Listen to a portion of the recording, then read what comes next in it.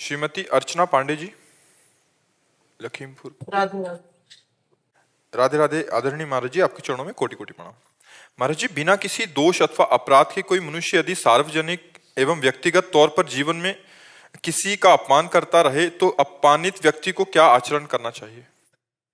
यदि वो आध्यात्मिक है तो उसे सह लेना चाहिए और भगवान से प्रार्थना करना चाहिए कि उसकी बुद्धि शुद्ध हो। और अपने में आज ही सत्संग में था पूज्यपाद सिवड़िया बाबा के वचन में कि हमारा कोई प्रारब्ध पूर्व जो पाप में है, हमारे भगवान के द्वारा विधान किया गया है, शारीरिक दंड ना भोग करके मानसिक दंड से उसे निपटाया जा रहा है। जैसे हमें कोई गाली देता है या अपमानित करता है तो हमें मानसिक जलन होती है। मानसिक जलन से हमारे पाप का प्रायश्चित हो गया, जो हमें शारीरिक दंड नहीं भोगना पड़ा। तो हमारी कोई निंदा करता है या हमारा अपमान करता है या तिरस्कार करता है तो भगवान के विधान से हमें पवित्र किया जा रहा है। कबीरदास जी कह रहे निंदक नियरे राखिए आंगन कुटी छवाए। अपने सामने रहे, पास रहे, बिना साबुन बिना पानी निर्मल करे स्वभाव। वो हमारे मन के, हमारे तन के सारे पापों को नष्ट कर देता है।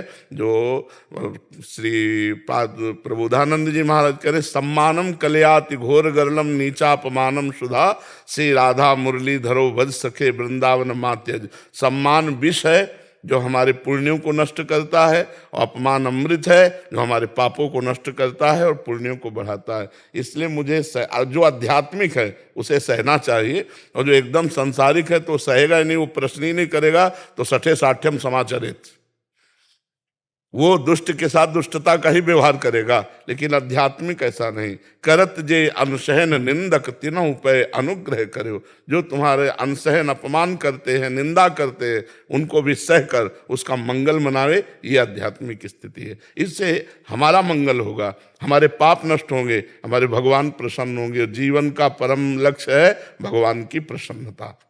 किसका प्रश्न था, समझ पा रहे हैं आप? इसमें कोई संशय जी? आचार्य सतीश पांडे जी, जबलपुर से। जी पूज्य महाराज जी, आपके चरणों में कोटि कोटि प्रणाम। महाराज जी, ये कह रहे हैं कि आप एक मंदिर में पुजारी थे, वहाँ इनको ठीक नहीं लगा माहौल, तो इन्होंने वहाँ का त्याग कर दिया।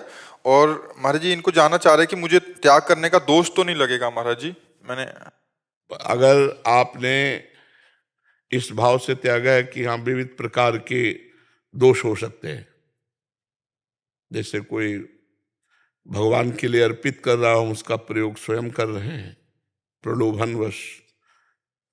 जैसे आप पूजा करते हैं तो आपकी पेमेंट होगी। नहीं गुरुजी, मेरे वहाँ ऐसा कुछ नहीं था। वहाँ पर यह था कि मेरे साथ फॉर्मेलिटीज होने लगी थी, मतलब इससे आप मिलो, इससे ना मिलो। तो मैंने कहा मैं नहीं, फिर भी आपको तो जो चढ़ौका चढ़ता होगा वो, उससे मेरा कोई मतलब नहीं रहता था। मैं सेवा देता था मैंने। तो फिर आपको छोड़ना नहीं चाहिए। फिर सेवा में क्या परेशान? गुरुजी मुझे कहा गया कि आप इससे ना मिले, इससे मिले। वहाँ राजनीतिक स्थितियां बनने लगी थी। आप प्रपंच हो। हाँ, तो भगवान की सेवा में आपको सावधान रहना चाहिए। आपको किसी से मतलब आपके ऊपर शासन होगा। जी शासन हुआ। तो फिर नहीं करना चाहिए। इसके साथ फोटो न खिंचाए। हाँ, वो एक ब्राह्मण था। हाँ मैं ठीक सेवा है। देता था गुरुजी। हाँ पर ठीक। मैंने 18 वर्ष सेवा करी उन भगवती की। हाँ और फिर मुझे लगा कि यहाँ पर प्रपंच हो रहा है, यहाँ से छोड़ देना चाहिए। आप ठीक है। सुनता था जी जी। पर वो इष्ट की जिनकी सेवा की हो तो दोष तो नहीं लगे। नहीं तो आप इष्ट को विराजमान कर लो छवि रूप में अपने घर में, और उनकी हाँ उनको पाठ सुनाओ और उनका नाम जप करो। वो भी मुझे बुलाते, सब चाहते हैं, पर कुछ लोगों के कारण मैंने उसको छोड़ा। कोई बात नहीं। आप सरल हृदय हैं। जहां भी आप प्रभु को विराजमान करके आराधना करेंगे वो आराधना स्वीकार कर लेते हैं। कि जो और लोग हैं मुझे यजमान थे, तो मैंने किसी के पास नहीं जाता। कोई बात नहीं है, भगवान को यजमान बना लो, वही सबसे बड़े यजमान है। आए हाँ, भगवान का नाम जप करे। देखो हम इस विधान से कि अगर आप में इतनी विवेक प्रणाली होती कि सबकी बातें हटाकर अपने इष्ट से केवल मतलब रखना, तो वो आपका अधिकार नहीं है, क्योंकि आपके ऊपर शासन है वहाँ। तो इसलिए छोड़ देने में कोई दोष नहीं लगता है। नहीं तो हम आपको यही कहते पुनः सेवा कीजिए। पर वहाँ जब आपके ऊपर अधिकार दूसरों का है कि हम जैसा कहें वैसा सेवा करो, तो फिर नहीं करना चाहिए। फिर अपने छवि विराजमान घर में करके भगवत आराधना करनी। और आप निष्काम करते थे, इसलिए वो सेवा व्यर्थ नहीं जाएगी, आपको आगे उसका फल मिलेगा। और सबसे बड़ा फल है कि आपके आंसू गिरे। यही फल है। हम भगवान के लिए रो दे, हम प्रभु की सेवा के लिए व्याकुल हो जाएं, हमारे हृदय में तपन हो इस बात की, यही भक्ति का फल है। आरती के हाँ वो भगवती के विग्रह को मैंने बाल्यकाल से सेवन। हाँ, कोई बात नहीं, अब भाव से सेवन करो, अपने घर में छवि विराजमान कर लो। वो जी मानता हूँ, उनको मेरी लगाव अब उनसे लग गया। हाँ ठीक है, भजन करो, भजन ही सार बात जी। संजय शर्मा जी। राधे राधे। राधे राधे महाराज जी। महाराज जी, ज्ञान क्या है? ज्ञान को पाने के लिए क्या शिक्षा आवश्यक है, या ज्ञान को भक्ति से पाने का तरीका उच्च है? हाँ, भक्ति से पाने का तरीका उच्च है। स्वरूपानुसंधान भक्ति रेव गरीयसी, भगवान शंकराचार्य जी ने, गरीयसी माने श्रेष्ठ। स्वरूपानुसंधान अर्थात ज्ञान, आत्मस्वरूप का ज्ञान प्राप्त करने के लिए सर्वश्रेष्ठ साधन भक्ति है। पर कुछ स्वाध्याय भी जरूरत है। जब हमें पता ही नहीं कि मुझे किस मार्ग से जाना है, उस मार्ग में कितने किलोमीटर हैं, कितने किलोमीटर बाद हमारा लक्ष्य मिलता है, तो फिर ऐसे चलते हुए हम हार जाएंगे ना। इसलिए हमको सबसे पहले इस मार्ग में गुरु का वर्ण करना चाहिए। गुरु के वचनों के अनुसार जब हम चलेंगे तो मंजिल बहुत दूर है पर बहुत नजदीक हो जाती है। और जब हम भगवान की आराधना करते हैं तो मंजिल चलनी ही नहीं पड़ती है, हृदय में ही ज्ञान प्रकट हो जाता है। नहीं तो ज्ञान के पंथ कृपाण के धारा, परत खगेश लगे नहीं बारा। ज्ञान का मार्ग बोले नंगी तलवार पे चलना है, बहुत कठिन होता है ना, क्योंकि पूरे संसार के राग का नाश करना है। पूरे संसार को असत्य कह दिया ज्ञान ने, ब्रह्म सत्यम जगन मिथ्या। अब हम पूरे संसार में ही फंसे। तो मतलब हमारी जितनी आज तक जन्म जन्मांतर से संस्कार स्वभाववश आसक्तियां हैं, सब काटनी है। और सबसे मूल शरीर में आ जाती है, जब सब छोड़ सकते हैं। लेकिन देह प्राण ते प्रिय कछु नाही, सबसे ज्यादा प्रिय देह और अपने प्राण है, और इनकी भी परवाह छोड़ देनी है, तब हम ज्ञान के मार्ग में चल सकते हैं। तो इससे बहुत सरल और संपूर्ण ज्ञान प्राप्त कराने में समर्थ, भगवत प्राप्ति कराने में समर्थ भगवान की भक्ति है। अब जैसे शरीर का राग त्यागना और शरीर को समर्पण करना, दोनों बात एक है, लेकिन राग त्यागना बहुत कठिन है और समर्पण करना सहज है। राग त्यागना कठिन है। मैं शरीर नहीं हूं, अब सर्दी लग रही तो शरीर में तो लग रही, लेकिन आप महसूस कर रहे हैं ना कि आपको सर्दी लग रही, तो अज्ञान है। सर्दी किसको लग रही है? आत्मा को लग नहीं सकती। और पंचभूत जड़ है, इनको लग नहीं सकती, तो भ्रम ही तो है। तो भ्रम है तो उतार दो जैकेट, ज्ञान का पता चल जाए, है नहीं? पर है ना कि हमें सर्दी लगती है। भूख प्यास प्राणों का धर्म है, देखना सुनना इंद्रियों का धर्म है, संकल्प विकल्प मन का धर्म है। आप सबसे अलग हैं, लेकिन आप सबसे अलग नहीं हैं। आप देख रहे हैं, आप खा रहे हैं, आप सूंघ रहे हैं, आप भोग रहे हैं, क्योंकि आप शरीर भाव में हैं। इसी को अज्ञान कहते हैं। अब इस अज्ञान को त्यागना बड़ा कठिन है नहीं कठिन? अब हम क्या करते हैं, इसको घुमा के त्यागते हैं। बोले भोजन हमें ये पसंद है तो भगवान को भोग लगाओ, अब वो प्रसाद हो गया, अब वो राग नहीं करेगा, अब वो बांधेगा नहीं, नुकसान नहीं करेगा, वो आपका मंगल करेगा। प्रसादे सर्व दुखाना महानिरस्य उपजाते। परिवार में बंधे तो नाथ सकल संपदा तुम्हारी, मैं सेवक समेत सतनारी। हे नाथ, पत्नी पुत्र परिवार सहित मैं आपका दास हूं। बात वही हो रही है, राग का त्याग। लेकिन वो राग का त्याग करना अत्यंत कठिन, और ये राग का समर्पण, भगवत समर्पण, इससे बहुत जल्दी ज्ञान प्राप्त हो जाता है। पर जब हमारे हृदय में लक्ष्य प्राप्त हो जाए ज्ञान प्राप्ति के लिए, तब ये बात हो सकती है। तो हम सुमिरन परायण हैं। पहली बात तो भक्ति का प्रधान स्वरूप देवर्षि नारद जी ने बताया, तदर्पिता अखिलाचारिता तद स्मरणेन परम व्याकुलते थे। जो सारे आचरण भगवान के लिए करता है, जो भी कर्म व्यापार नौकरी सब भगवत अर्पित करता है, और इतना नाम सुमिरन में प्रियता हो गई कि अगर एक क्षण के लिए भी छूट जाए तो व्याकुल हो जाए। जैसे मछली को पानी से अलग करो तो तड़पने लगती, तद विस्मरणेन परम व्याकुलते थे। तो ये भक्ति फिर शुद्ध ज्ञान प्रकाशित कर देगी। हर समय देखो, जब संसार का चिंतन होता है तो हमारा हृदय मलिन होता है, जब भगवान का चिंतन होता है तो निर्मल होता है। तो हम राधा राधा राधा राधा राधा राधा हर समय जपें तो हमारा हृदय निर्मल, और निर्मल हृदय में ज्ञान प्रकाशित हो जाता है। मलिन हृदय में अज्ञान होता है, निर्मल हृदय में ज्ञान होता है। मलिन हृदय संसार को सत्य मानेगा और निर्मल हृदय सब में भगवान है ऐसा सत्य मानेगा। अब हमको सरल, सहज और भरोसा, ज्ञान में आप भ्रष्ट हो कोई बचाने वाला नहीं, और भक्ति में करो सदा तिनके रखवारी, जिम बालक राखे महतारी। भगवान कह रहे ना, मैं उसकी रक्षा करता हूं। योगक्षेमम वाहम्यहम, मैं स्वयं योगक्षेम का। तो सबसे श्रेष्ठ भगवान की भक्ति का जो आचरण है, जो चिंतन है, वो सहज ज्ञान की धरा में पहुंचा देता है। अच्छा, कोई भक्त अज्ञानी होता है क्या? देखो हनुमान जी, ज्ञानी नाम अग्रगण्यम, गरुण महाज्ञानी गुण राशि, विश्वामित्र महामुनि ज्ञानी, सब पर्याप्त ज्ञान आ जाता है। तो हम नाम जप करें और भक्ति के पवित्र आचरण करें, और जो आचरण वो भगवान को समर्पित कर दें, और पूरा परिवार, तन मन धन सब भगवान की शरण में, निश्चित भगवत प्राप्ति, निश्चित ज्ञान हो जाएगा। समझ पा रहे आप जी? किरण जी, गुड़गांव हरियाणा से। राधा वल्लभ श्री हरिवंश गुरुदेव, आपके चरणों में कोटि कोटि प्रणाम।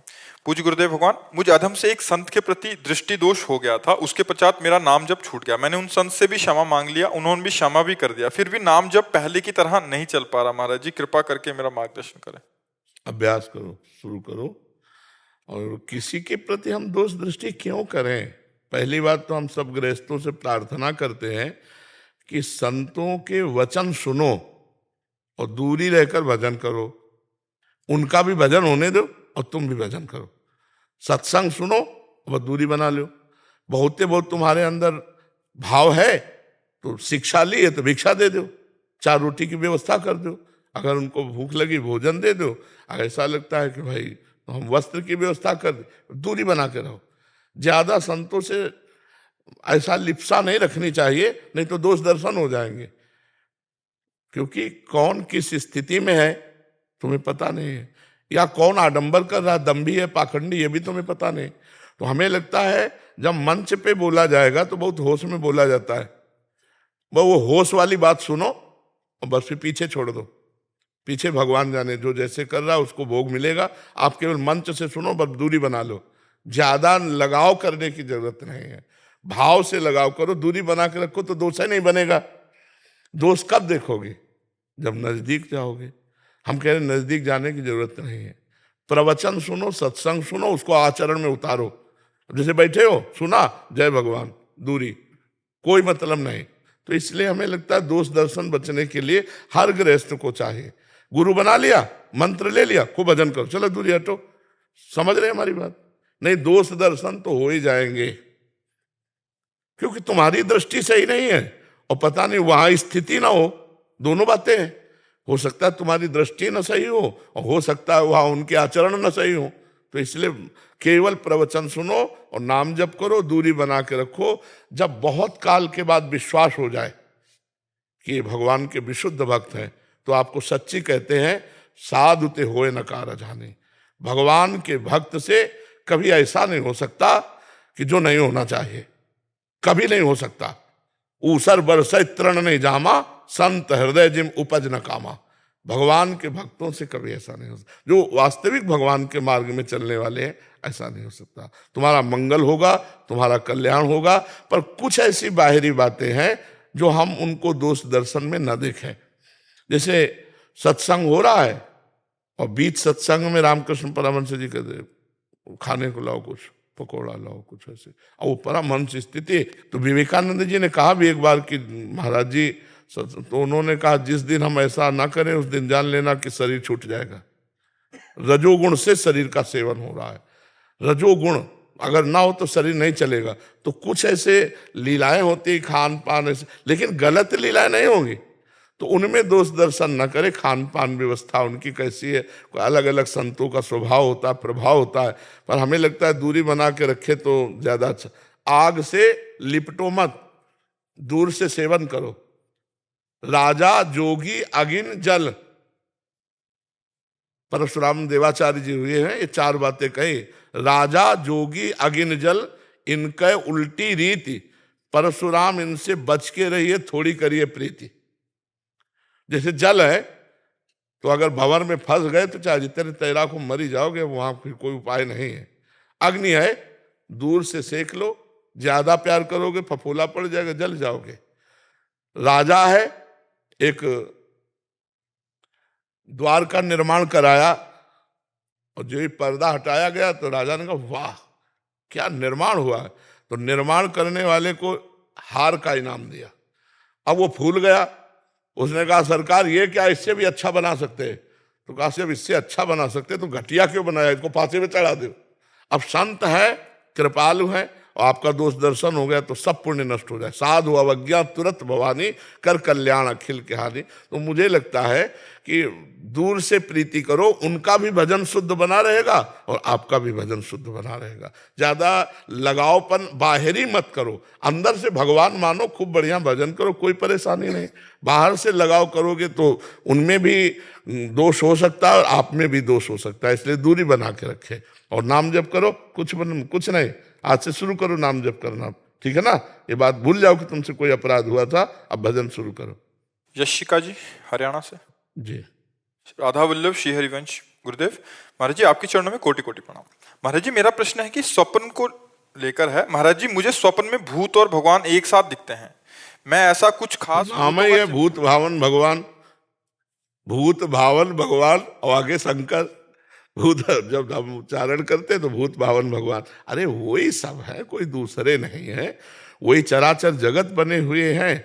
अब हमारी बुद्धि शुद्ध नहीं है इसलिए ऐसा है, कोई भूत ऊत नहीं है, वही भगवान है, वही सब रूपों में है, उनके सिवा कुछ नहीं है। नामदेव जी के सामने भूत प्रकट हुआ तो उनका जय विठ्ठल, तो वहां विठ्ठल भगवान प्रकट हो गए। तो हम अगर भूत को भूत मानेंगे तो भूत है, नहीं तो भगवान के सिवा कोई है नहीं। और नाम जप करते हुए सोया करो, उठ पटांग के स्वप्न नहीं आएंगे। जब शयन करो तो नाम राधा राधा राधा राधा, जब तक नींद ना आवे तब तक राधा राधा राधा राधा, सो गए फिर आप देखना अच्छे स्वप्न आएंगे। ये सब इधर उधर के स्वप्न नहीं आएंगे। इधर उधर के स्वप्न आते हैं जो सोते समय बातें प्रपंच की सोचते रहते हैं। सोते समय नाम जरूर जपना चाहिए, पता नहीं जग पावे कि न जग पावे, ये भी तो है ना, कहो सोते सोते ही दिल फेल हो जाए। इसलिए हम भगवान का नाम, प्रियाजू का नाम जपते हुए सोएं, जिससे हमारा शयन भी आनंदमय हो जाए। और अगर स्वप्न आते हैं तो देखो, स्वप्न की 2-3 प्रवृत्तियां होती। एक होता है ऊट पटांग, बेमतलब के स्वप्न आते हैं जिनका कोई अस्तित्व नहीं।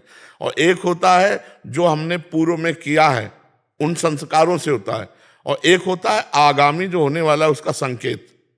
3 प्रकार के स्वप्न के होते। एक होता है बिल्कुल सिर पैर के नहीं, बिल्कुल बेकार, ऊट पटांग एकदम, तुकतान ही नहीं। और एक होता है जो पूर्व में हमने किया है उसके संस्कार के स्वप्न आते हैं। और एक आगे जो होने वाला है संकेत, उसके स्वप्न आते हैं। तो हमें नाम जप किया जाए, नाम जप करने का अभ्यास बनाया जाए तो हम तीनों प्रकार के स्वप्नों से बच जाए। नहीं तो कहो ऐसा स्वप्न आ जाए कि आनंदित हो, कहो ऐसा स्वप्न आ जाए कि रोना पड़े, भयभीत हो जाए। नाम जप करो तो स्वप्न भी तुम्हारा आनंदित रहेगा, आनंद देने वाला बनेगा। स्वप्न में भी दुख नहीं होता भक्त को, इसलिए भगवान का नाम जप करो। सुकन्या जी बिहार से। राधा राधा। गुरुदेव आपके चरणों में कोटि कोटि प्रणाम। गुरुदेव भगवान, मुझ पर अहेतु की कृपा हुई है। महाराज जी मुझे हर समय से ये डर लगा रहता है कि कहीं सांसारिक मोह में फंसकर मैं रास्ता ना भटक जाऊं। भगवान की शरण में रहो, वो अपने भक्त की रक्षा करते हैं जैसे माँ अपने बच्चे की रक्षा करती। करूं सदा तिनके रखवारी, जिम बालक राखे महतारी। हम तो फंस ही सकते हैं, आप अगर हमारा हाथ पकड़े तो हम कैसे फंस सकते हैं। हमें भरोसा भगवान का रखना चाहिए, अपना नहीं। अपने तो फेल हो जाएंगे। इतनी दुरंत माया है, जो ज्ञानिन कर चित्त अपहरई, बरियाई विमोह बस करई। जो बड़े बड़े ज्ञानियों के चित्त का अपहरण करके बलात् मोह में डाल दे, उसे माया कहते हैं। तो भगवान कहते हैं दैवी हेषा गुणमयी मम माया दुरतया, मामेव ये प्रपद्यन्ते माया में ताम तरंते। ये त्रिगुणमयी माया बड़ी दुरत्य है, जो मेरी शरण में आ जाता तो मैं पार करवा देता हूँ। तो हम भगवान के आश्रित रहें, डरे ना, नाम जप करें और भगवान से कहें कि नाथ मुझे बचा लेना, मैं तो फंस जाऊंगा। मेरा तो स्वभाव ही है फंसना, जन्म जन्मांतर से फंसते आ रहे हैं। आप ही मुझे बचाओ प्रभु, आप ही मेरी रक्षा करो, तो रक्षा कर लेंगे वो। हमको तो डरना तो है ही है, पर इतना नहीं डरना कि हम भजन छोड़ दें। कहीं फंस सकते, पक्की बात है आपकी, लेकिन भगवान जब बचाने वाले हैं तो फंसने नहीं देंगे। भगवान की शरण में हो जाओ और नाम जप करो। महाराज जी जैसे कि घर में वैसा गृहस्थ आश्रम में वैसा वातावरण नहीं मिल पाता है, तो होता है कभी कभी मन भी वो हो जाता है, तो वैसे में बहुत डर लगता है। अब हमको नहीं रहे, हम श्री जी के पास हाँ, तो बस श्री जी का सुमिरन करते रहो अंदर अंदर, बाहर कोई भक्ति का ज्यादा प्रकाश मत करो, क्योंकि गृहस्थी में विरोध होने की संभावना है। तो अंदर अगर हम राधा राधा राधा राधा जप रहे हैं तो हमारा पक्का काम हो जाएगा। जो नाम जप कर रहा है, हम अपने विश्वास से कहते हैं निश्चित मंगल हो जाएगा। चाहे गृहस्थी में आप कितने लोग हैं, आपके 2 4 6 लोग होंगे, हमारे तो दसियों लाखों लोग हैं, हमारे ही तो हैं सब। तो भगवान साथ हैं तो कहीं फंसना नहीं है। एक का भी ध्यान थोड़ी है, क्योंकि हम सबको भगवान के रूप में देखा, मेरे भगवान इन सब रूपों में खड़े हैं। तो आप 7 8 लोग परिवार के होगे, सब में भगवान को देखो, फंसोगे ही नहीं। पुत्र में भगवान, पति में भगवान, सास ससुर में भगवान, सब में भगवान की भावना करो तो फंसोगे नहीं। सेवा भी बन जाएगी और भगवत प्राप्ति भी हो जाएगी। यश जी राधा कुंड से, राधा वल्लभ शेरवंश महाराज जी मुझे राधा प्यारी की बहुत याद आती है, उनके लिए रोता तड़पता हूँ, लेकिन अब धैर्य नहीं रख पाता, जिस कारण बस ऐसा लगता है कि क्या श्री जी मेरे साथ भी हैं, क्या वो जानती भी हैं मैं उनके लिए दिन रात रोता हूँ। वो ही चाह रहे हैं तभी तुम्हें रोना आएगा। श्री जी आपको जानती नहीं, श्री जी ही आपको प्यार दे रहे हैं, तभी आप श्री जी के लिए। अगर किशोरी जी कृपा न करे तो एक बार राधा नहीं बोल सकते, राम जी कृपा न करे तो एक बार राम नहीं बोल सकते, कृष्ण जी कृपा न करे तो एक बार कृष्ण नहीं बोल सकते। और वो तो सबके हृदय में ही बैठे हैं, उनके जानने की बात तो हृदय में ही बैठे हैं, और उन्हीं की प्रेरणा से आप राधा राधा कहते हैं। तो ये तो संशय मत करो कि वो देखती है कि नहीं, वो जानती है कि नहीं, वही कृपा करके प्रसाद दे रहे कि आप राधा राधा कह करके रोना आता है, आपको लगता है श्री जी मिल जाए, ये तो बड़े भाग्य की बात है। बस अंदर छुपाए रहो, अपने को भक्त ना मानना कि मैं बहुत बड़ा भगत हूँ, क्योंकि इससे फिर अभिमान आ जाएगा। और नाम जप करो और चुपचाप एकांत में रो श्री जी के लिए, ठीक है। महाराज जी से कभी कभी वो जो विरह के समय पर विस्मरित हो जाता है कि वो साथ में है, तो अकेलापन बहुत ज्यादा लगता है। तो इस समय पे एक बार अगर आप कह रहे हैं आप मेरे साथ हो। देखो, इसमें बात समझना है कि जब विरह होता है तो जिसका विरह होता है वो सामने होता है। अगर विरह है तो हमारी बात का अनुभव करोगे। जब अगर हम कृष्ण विरह में हैं तो हमारे भाव देश में कृष्ण छाए हुए हैं, तभी तो हाँ कृष्ण तुम कब मिलोगे, प्यारे तुम कब मिलो, उसको अनुभव हो रहा है, सामने श्री कृष्ण पर अनुभव हो रहा है विरह का। तो ऐसा नहीं है कि वो विरह के समय तुम्हारे साथ नहीं रहते, तुम अकेले रहते हो, ऐसा विरह तो होता नहीं है। विरह जिसके लिए होता है उसकी झांकी दिमाग में होती है। आप ऐसे लौकिक देख लो, किसी व्यक्ति के विषय में सोचोगे तो उसका रूप आ जाएगा कि नहीं आ जाएगा, कि यार बहुत दिन से वो नहीं मिले तो सामने आपके होगा वो रूप, ये सिद्धांत है। तो जब हम प्रभु के लिए रोते हैं तो प्रभु हमारे मानस पटल पे होते हैं, हे श्री कृष्ण आप कब मिलोगे, तो साथी तो है, ऐसा कैसे सोचते हो कि आप अकेले हो। गुरु जी ऐसे कांतिक में तो रोज नहीं आ सकते, आप तो मेरे साथ है ना हमेशा। पक्का हमारी बात मानो ना, हमारी स्वामिनी जी का नाम जप करो तो आप देखो। हमारा नाम जानते हो क्या है? प्रेमानंद। प्रेम किसे कहते हैं? श्री जी को। आनंद किसे कहते हैं? लाल जी को। प्रिया और लाल दोनों मिलकर प्रेमानंद है। तो जहां प्रियालाल का स्मरण कर रहे वही प्रेमानंद है। हमारा कोई ये रूप थोड़ी है, ये तो 5 भौतिक शरीर है, 2 4 कब छूटेगा ये पता नहीं, लेकिन ये छूटेगा। लेकिन जो हमारा स्वरूप है वो कभी नहीं छूटेगा, वो तो सच्चिदानंद में है। इसलिए स्वरूप से प्यार करो, शरीर से नहीं। नहीं तो 4 दिन बाद कहोगे वो जिनको हमने अपना माना था वो तो मर गए, ये शरीर तो जाने वाला है, लेकिन हम जाने वाले नहीं। प्रेमानंद ने जहां पुकारोगे वहीं प्रेमानंद। प्रेमानंद पुलकित गात्रो विद्युत धाराधर सम कांति राधा कृष्णो मनसि दधानम। राधा कृष्णो मनसि दधानम वंदे हम श्री हरिवंशम। ये प्रेम स्वरूप है। खूब नाम जप करो। राधे राधे महाराज जी। महाराज जी, बच्चों को भगवत मार्ग में किस प्रकार से और आगे लेकर आया जाए, और बहुत से इन्फ्लुएंसर्स हैं जो लेकर आ सकते हैं, जिनका बहुत नाम है, जो भगवत गीता से, रामचरितमानस से कोई। देखो, सबसे पहली बात हम आपको प्रार्थना करते हैं कि यदि बच्चों का ब्रह्मचर्य ठीक नहीं रहेगा तो सब उपदेश में पानी फिर जाएगा, किसी काम में उपदेश नहीं आएंगे। अगर उनका चरित्र ठीक नहीं है तो सब व्यर्थ हो जाएगा। इसलिए हमारा सबसे पहला जो कदम होना चाहिए वो बच्चों को चरित्रहीनता से बचाओ। जो आज हमारी समाज में चरित्रहीनता फैलती जा रही है। 12 वर्ष का बच्चा 8 बार हस्तमैथुन करता है। जब हमारे सामने खड़े होकर के बच्चे अपनी हालत बताते हैं ना तो हृदय कांप जाता है कि किसान आदमी जब गेहूं की फसल गलेथ में होती है, जो किसान होते हैं वो हमारी भाषा समझेंगे, गलेथ का मतलब होता है अन्न की बाली अभी निकली नहीं है और उस समय काट लिया जाए तो एक दाना नहीं मिलेगा, और थोड़ा समय का इंतजार कर लिया जाए तो 50 मन उसी से गेहूं पैदा होगा। तो ऐसे जब तक 22 वर्ष की अवस्था ना हो जाए तब तक बालक को ब्रह्मचर्य रहना चाहिए। फिर पाणी ग्रहण संस्कार आदि गृहस्थी में तो कोई फर्क नहीं पड़ेगा। आज हमारे बच्चों की स्मृतिहीनता हो रही, आज हमारे बच्चों में व्यसन बढ़ रहा है, आज बच्चों में व्यभिचार बढ़ रहा है। इसको एक हमारे पास आए थे हितधाम में, रामायण कंठस्थ थे, भागवत 18,000 श्लोक कंठस्थ थे, गीता कंठस्थ थी, पर भारी व्यभिचारी बच्चा था। उसने खुद हमें अपनी हालत बताई कि रात रात भर हम मोबाइल से ऐसे देखते हो, ऐसे ऐसे ऐसे आचरण।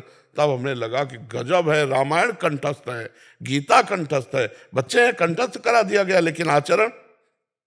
तो हमें लगता है कि अगर बच्चों के माता पिता सहयोग करें, गुरु तो सहयोग करें, टीचर जो स्कूलों में है, माता पिता सहयोग करें और अपने बच्चों के पास मित्रवत बैठे और उनके आचरणों के सुधार की उनको सत्संग सुनाएं, शास्त्र स्वाध्याय कराएं, भगवान से प्रार्थना करें कि हमारे बच्चों के चरित्र अच्छे हों तो उनको बल मिले।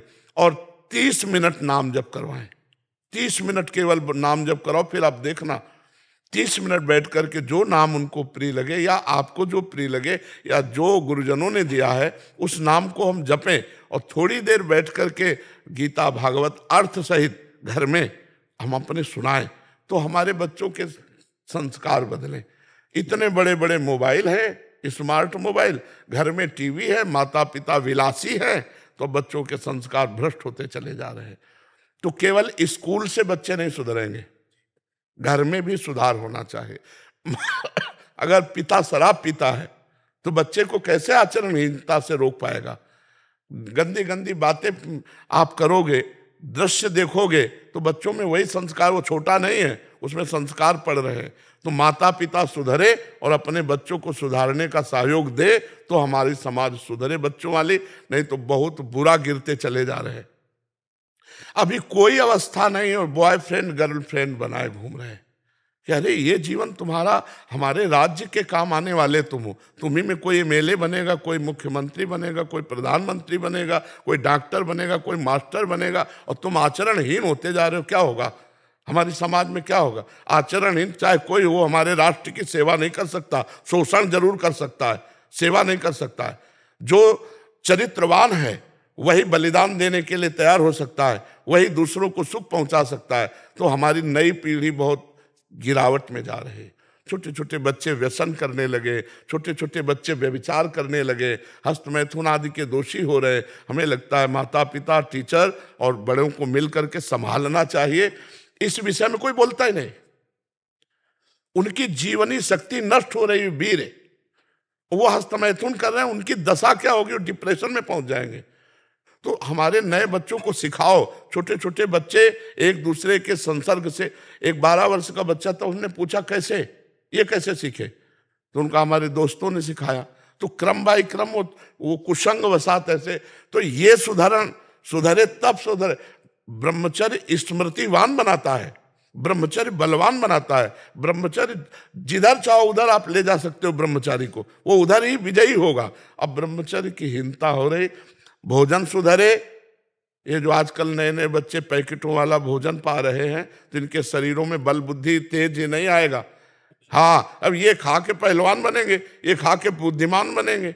अरे सात्विक भोजन पाओ, दंड बैठक मारो, थोड़ा व्यायाम करो, ब्रह्मचर्य से रहो, फिर देखो जीवन कैसा बनता है। तो हमें लगता है इनके चरित्र को सुधारा जाए तभी बनेगा। तो हमें लगता है कि सुधार यहाँ से शुरू हो। पहले ब्रह्मचर्य गुरुकुल में इसीलिए दूर रखा जाता था, परिवार से इसीलिए दूर रखा जाता था कि सबसे पहली सीढ़ी जो परमार्थ की और व्यवहार की, वो है ब्रह्मचर्य। ब्रह्मचर्य से गृहस्थ, ब्रह्मचर्य से वानप्रस्थ, संन्यास, सब जगह ब्रह्मचर्य से ही होता है। तो हमें लगता है ब्रह्मचर्य का उपदेश दिया जाए, ब्रह्मचर्य की रक्षा कराई जाए, और उसमें प्रधान होगा भोजन और कुसंग का त्याग। भोजन ऐसा सात्विक जिससे ब्रह्मचर्य टिके, और कुसंग का त्याग जिससे हमारी गंदी आदतें न हो। छोटे छोटे बच्चे मोबाइल में गंदी गंदी बातें सर्च करके देखेंगे, उनकी हालत क्या होगी। तो हमें लगता है बड़ा बड़ा उपदेश देने से बात अब नहीं बनेगी, हमको घुसना पड़ेगा, उनके जीवन शैली में घुसना पड़ेगा। और वो अपने लोग कर नहीं सकते, वो माता पिता कर सकते हैं। बैठाल करके खुली बातें से पूछें कि आपके ब्रह्मचर्य में कोई हानि तो नहीं, आप कोई हस्तमैथुन तो नहीं करते, आप कोई गंदी बात तो नहीं करते, तो वो डरना मत, हमसे बता दोगे तो हम तुम्हारी दवाई भी करवा देंगे। ऐसी आयुर्वेदिक औषधियाँ आती हैं जो ब्रह्मचर्य छीण करके अपनी शक्ति ह्रास कर लेता है बच्चा, वो उससे पुष्टता प्राप्त होती है। तो हमें लगता है कि पहले यहाँ सुधार होना चाहिए। बिल्कुल महाराज। अब आप देखो सीरियल कैसे बन रहे हैं, समाज के लिए तो सीरियल बन रहे हैं। सीरियल का कोई भी सीरियल ऐसा नहीं मिलेगा जिसमें अश्लीलता और अभद्रता न दिखाई दे। आप देखिए, और जहां से हमारा काम बनना है, या तो संतों के उपदेश या तो शास्त्रों का स्वाध्याय, दोनों शास्त्र स्वाध्याय है नहीं, और संतों को ऐसा दिखाया गया, मतलब जैसे वेब सीरीज कहते हैं, जी जी महाराज। तो वेब सीरीज में वो ऐसे दिखाए गए, फिल्मों में ऐसे दिखाए गए कि श्रद्धा नहीं रही, और शास्त्रों का स्वाध्याय है नहीं, तो जीवन बचाएगा कौन। दो ही हैं, शास्त्र और शास्त्रों के मर्मज्ञ संत जन, तो वही समाज को सुधारते हैं। और आजकल नए बच्चों को यही सब देखने को मिलता है, गंदी बातें। एक सीरियल में पूरा देख जाओ जो वेब सीरीज है, और उसमें देखो हर वो बात मिलेगी जिससे जीवन चरित्र नष्ट हो, ना कि चरित्र बने। पहले के फिल्में भी बनाई जाती थी जिनमें आदर्श उपस्थित किया जाता था, आचरण, पवित्रता, पहनावा ओढ़ावा सही, और आज देख लो सब अपवित्रता। तो अब नए नए बच्चे जब ये देखेंगे तो उनके मन में यही करने की भावना आएगी। अगर हम शास्त्र और भगवान के प्रेमी महात्माओं का संग नहीं करेंगे तो इन सब से हमारी आचरण वृत्ति बिगड़ेगी, बनेगी नहीं। अच्छा, संतों पर श्रद्धा होना बड़ा कठिन होता है। आज भगवान की बड़ी कृपा है, जो कुछ संतों पर श्रद्धा करके आए लोग आते हैं, बैठते हैं, सुनते हैं। नहीं तो एक अभी पीछे ही समय ऐसा आ गया था कि ऐसा लगा था कि चौपट हो गया सब। एक ऐसा मतलब झोंका आया था कि लगा कि संत का मतलब दिमाग में बैठ गया सबके कि फ्रॉड, ये गिरा, ये गिरा, जैसे विकेट पे विकेट न गिरे, ऐसे बड़े बड़े। जब तो भगवान की कृपा हुई तो फिर श्रद्धा सी जागृत हुई है। तो संत वचन और शास्त्र वचन ये दो ही उठा सकते हैं, अन्यथा उठाने की सामर्थ्य नहीं है। चाहे जिस समाज को लेकर देख लो, अगर कोई उत्सव होता है, पार्टी होती है, तो मदिरा उसमें होगी, उसमें अश्लीलता होगी। अब बच्चा उस पार्टी में जाएगा तो क्या सीख के आएगा? वही अश्लीलता देख रहा है, वही संस्कार बन रहे हैं। तो हमें लगता है भगवान कृपा करें और सत्संग सुनाया जाए, नाम जप करवाया जाए, और उनको बैठ करके ब्रह्मचर्य आदि साधन बताए जाए, तो ये आगे आधुनिक पढ़ाई में भी उन्नतिवान होंगे और आध्यात्मिक पढ़ाई में भी ये उन्नतिवान होंगे। जी हाँ, क्योंकि जी कल मेरे साथ ऐसा हुआ कि कल राधा बाबा कुएं से मैं जल ले रहा था, गीता वाटिका बरसाने, तो राधा बाग से जल ले रहा था कुएं से बाबा। तो जल लिया घर के लिए, और लेके उसके नीचे जो सीढ़ी है उस पे मैंने बैठ के वहीं जल पी लिया। तो एक बाबा वहां बैठे हुए थे, वो बहुत निषेध, हाँ निषेध है। अच्छा, मैंने उनको बोला कि निषेध है इसलिए कि वो श्री जी का कुआं है और वहां से श्री जी के लिए जाता है, इसलिए निषेध है। पहली गलती तो वहां आदेश लेना चाहिए। दूसरी बात, कुआं के ऊपर नहीं, राधा बाग के बाहर पीना चाहिए। वो श्री जी का निज बाग है, उसमें कोई व्यवहारिकता नहीं होनी चाहिए। तो उस डांट को कृपा मानो, दोष दृष्टि मत करना, ठीक है ना। सबका सार है अंदर का चिंतन करना। हमारा मौन तभी सार्थक जब निरंतर भजन करें। हमारा त्याग तभी सार्थक है जब भगवान प्यारे लगने लगे। भगवान के लिए सब कुछ छोड़ा है। संसार में यश, कीर्ति और प्रतिष्ठा ये तो सब आखिरी मेड़ है जिसमें गिर जाता है साधु, आखिरी मेड़ में गिर जाता है। अब मान लो जैसे कोई तप कर रहे हैं और उसका बहुत लोग जानकारी हो रही है, बहुत लोग आ रहे हैं, भेंट चढ़ा रहे हैं और बड़ी संस्था चल रही है उस तप के प्रभाव से, तो उतना ही है, भगवान नहीं मिलेंगे। पहले भगवान से मिलो समाज से नहीं, फिर समाज तो कोई हानि नहीं, और पहले ही समाज तो फिर भगवान नहीं। पहले भगवान, पहले भगवत साक्षात्कार करो, एकांत रहकर, कोई जाने ना। महाराज जी साधकों के लिए, जैसे हम सब साधकों के लिए, तो फिर तो उचित मौन महाराज जी ज्यादा अच्छा है, उचित पाना ज्यादा अच्छा है, उचित वस्त्र ज्यादा उचित है। भगवान नाम जैसे राधा राधा बोला तो करोड़ों मौन से बढ़कर है। हम गंदी बात ना बोले, हम किसी को अशुभ ना बोले, किसी की गलत चेष्टाओं को हम बढ़ावा देने वाली बातें ना बोले, तो और राधा राधा बोले तो मौन ही है, वाणी का मौन ही है। हम अपने धर्म की कमाई की नमक रोटी खाएं तो बहुत बढ़िया, फलाहार से भी बढ़कर बढ़िया तपस्या है। बहुत कम पैसे में जो जीवन चले और तपस्या करे तो वो तपस्या अग्रसर हो जाती है, और बहुत मतलब बाहरी इसमें फिर गड़बड़ हो जाता है। तपस्या करनी चाहिए पर गुप्त करनी चाहिए, कोई जाने ना, जब तक हमें भगवत साक्षात्कार ना हो जाए। अलग अलग निष्ठाएं हैं पर भजन प्रदान रखना चाहिए। सब साधन कर यह फल सुंदर, प्रभु पद पंकज प्रीति निरंतर। भगवान के चरणों का निरंतर चिंतन हो, प्रेम हो, यही सब साधनों का फल है। अक्षत जिंदल जी नोएडा से। राधा वल्लभ श्री हरिवंश महाराज जी आपके चरणों में कोटि कोटि प्रणाम। गुरुदेव आपका जीवन और साधना हम सभी के लिए एक प्रेरणा है। गुरुदेव आपने काशी में शिव जी की उपासना से प्रारंभ कर वृंदावन में श्री राधा वल्लभ श्री हरिवंश से राधा नाम का अद्भुत प्रकाश पूरे भारतवर्ष में फैलाया है। ये न केवल आपकी गहरी भक्ति बल्कि राधा रानी की असीम कृपा का प्रमाण भी है। आपका ये भक्ति भाव और प्रवचन हम जैसे लोगों के लिए ये बताता है कि भक्ति मार्ग में कोई सीमा नहीं होती, ये अनंत और व्यापक है। मेरा प्रश्न यह है कि जब आप श्री राधा रानी की पूजा प्रारंभ कर रहे थे तब क्या शिव जी और राधा जी दोनों की पूजा करते थे? क्या उस दौरान किसी आंतरिक संघर्ष का अनुभव हुआ या आपकी भक्ति सहज रूप से आंतरिक संघर्ष का अनुभव हुआ पर पूजा नहीं करते थे। आंतरिक संघर्ष का अनुभव हुआ कि जहां हम एकाग्र होते तो पहले देवाधिदेव महादेव, क्योंकि पूर्वाभ्यास होता ना, ये कोई खिलवाड़ थोड़ी, ये कोई असत अभ्यास थोड़ी था, सत अभ्यास था। तो फिर उसको भगवान शिव से ही प्रार्थना की कि आपने ही भेजा है, आप ही इस मार्ग में लगाए हैं, तो आप कृपा करके जिस मार्ग में लगाया उसे पुष्टता प्रदान कीजिए। फिर वो धीरे धीरे धीरे धीरे, लेकिन समय लगा, मतलब वर्षों लगा। ऐसा नहीं लगा कि आज श्री जी के जुड़े हो एकदम। पूजा नहीं की पर आंतरिक मानसिक पूजा, मानसिक अभिषेक, मानसिक चिंतन जो हमारा होता था उस पर बहुत समय लगा बदलने में, बहुत समय लगा। और उन्हीं की कृपा से हुआ, नहीं तो असंभव था। ब्रह्म ज्ञान के मार्ग में चलने वाला अहम ग्रह उपासक दासोहम की पद्धति में आना बहुत कठिन होता है। ये भगवान की, गुरुदेव की, शिव जी की असीम कृपा से ही हुआ है। हमारी सामर्थ्य इसमें नहीं थी, क्योंकि हमारा कोई परिचय ही नहीं था इधर का, वही परिचय था। तो जा पर कृपा न करें पुरारी, सो न पाओ मुनि भगति हमारी। और एक गुपुत मत सबई कहों कर जोर, शंकर भजन बिना नर भगति न पावे मोर। तो भगवान शिव की ही कृपा से प्राप्त हुआ, और वही कृपा करके इसमें दृढ़ रति दिए। हमारी सामर्थ्य नहीं थी, उन्हीं की कृपा से सब हुआ है। पर संघर्ष तो चला, पूजा नहीं की। जिस दिन से उन्होंने हमको श्री जी के चरणों में अर्पित किया, उस दिन से अर्घदान प्रकट भी नहीं किया। मानसिक जो चलता रहा उस पर संघर्ष चलता रहा, और फिर कुछ दिन बाद ठीक हो गया। समझ पा रहे आप? पर श्रद्धा और विश्वास और भावना बराबर की है। आज भी ऐसा नहीं कि इतना भी कम हो भगवान शिव के प्रति। इतना भी जितना श्री जी के प्रति है उतना शिव जी के प्रति है, इतना भी अंतर नहीं। क्योंकि सही आपको तो बताए, शिव जी ही श्री जी है।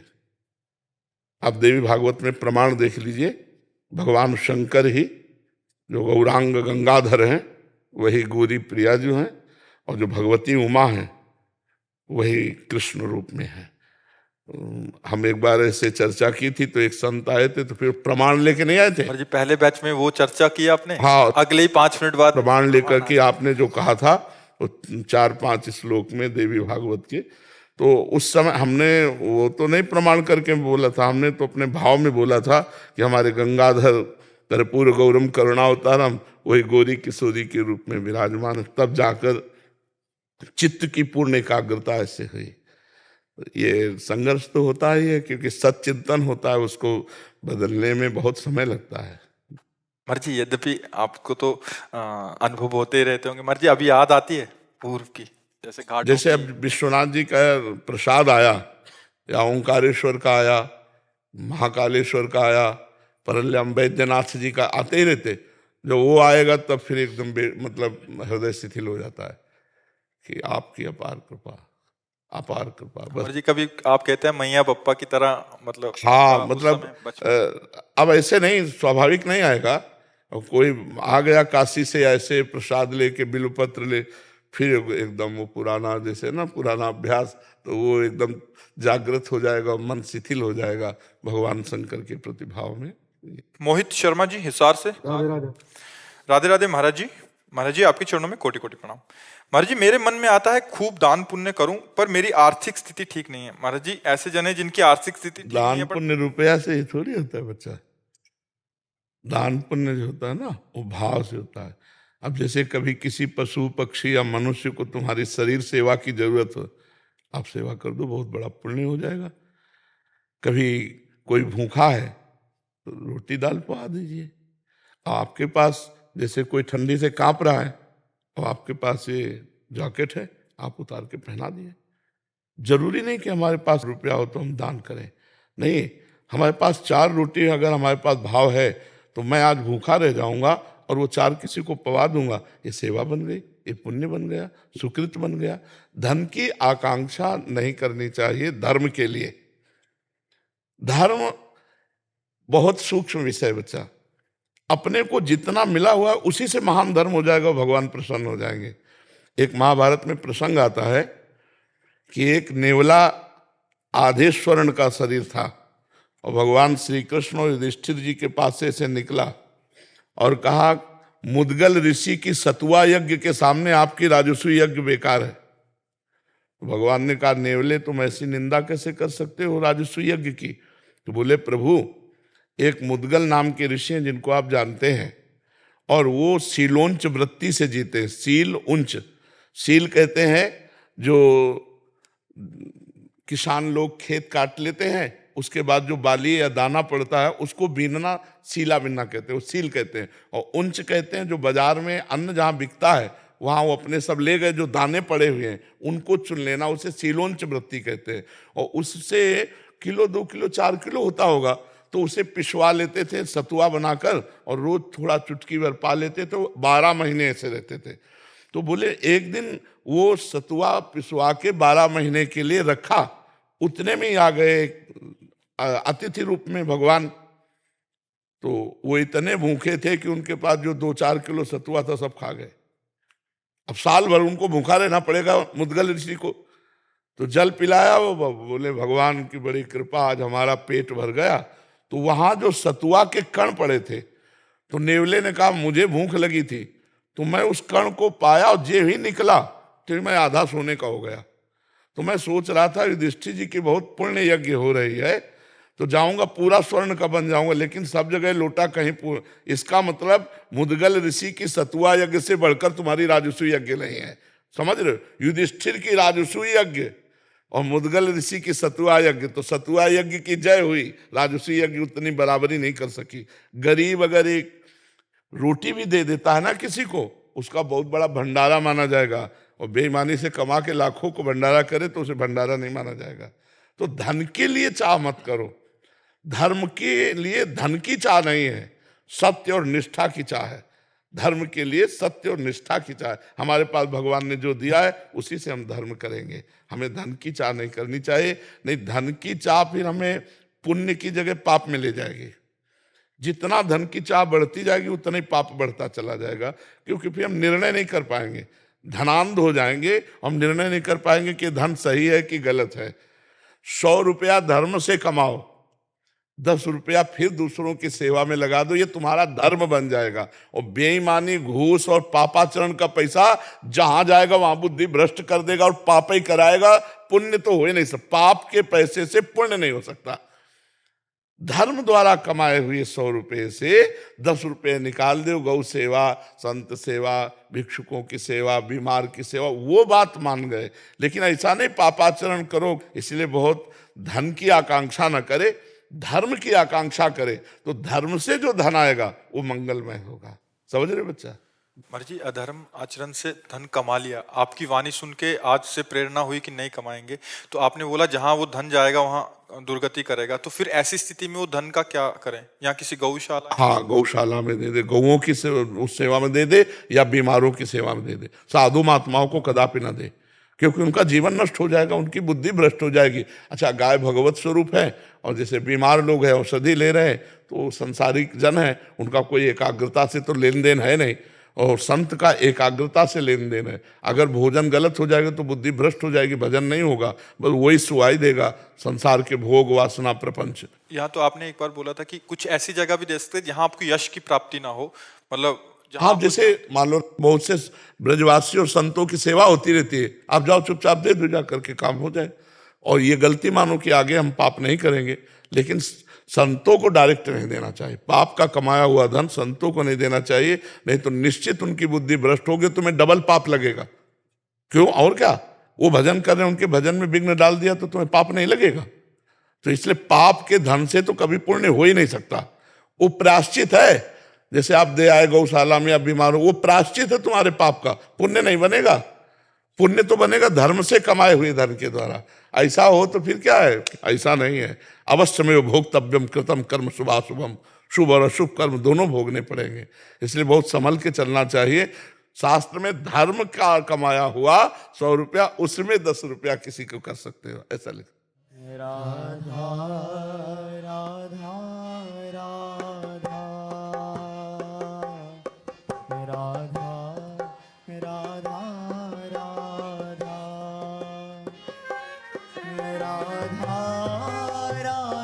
राधा राधा राधा राधा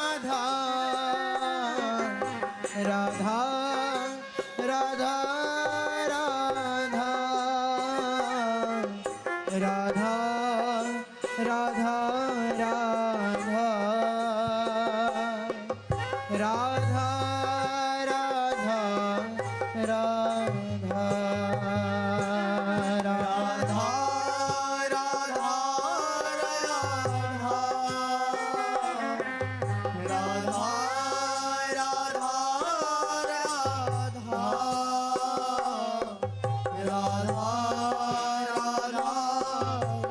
राधा राधा